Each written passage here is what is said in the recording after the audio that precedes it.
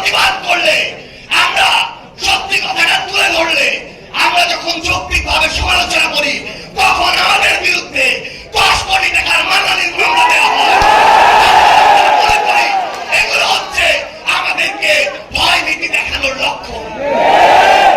আমরা এটাও বিশ্বাস করতে চাই, এই যে কিছু মানুষ যারা এই কাজগুলো করে, আমরা বিশ্বাস করতে চাই তারা বিএনপির প্রতিনিধিত্ব করে না।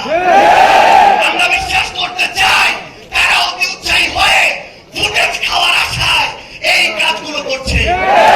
কিন্তু আমরা তখনই সেটা বিশ্বাস করতে পারবো যখন দেখবো এসব লোকদের বিরুদ্ধে ওই সেন্ট্রাল কমান্ড থেকে উপযুক্ত ব্যবস্থা নেওয়া হয়েছে। সেদিন আমি একটি লেখা লিখেছিলাম, লেখার 2টা পার্ট ছিল, কারণ ঘটনা 2টা ছিল। আমাদের একজন সাংবাদিক ভাইকে বিএনপির ওইখানকার স্থানীয় একজন কর্মী আহত করেছে, এটা ছিল প্রথম বেলা, যেটা সত্য।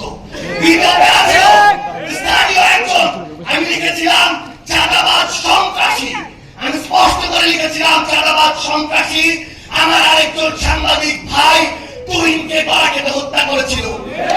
যখন আমি কয়েক ঘন্টা পরে দেখলাম ওই লোকটি চাঁদাবাজ সন্ত্রাসী নয়, ছিনতাইকারী সন্ত্রাসী, তখন আমি সেটি ঠিক করে দিয়ে লিখেছিলাম ছিনতাইকারী সন্ত্রাসী।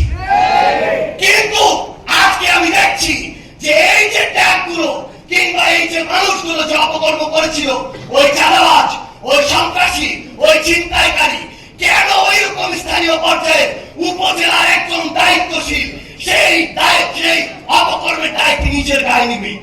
এটা তো আমরা শুধু বিএনপি নয়, কোন রাজনৈতিক দলকে উদ্দেশ্য করে বলিনি।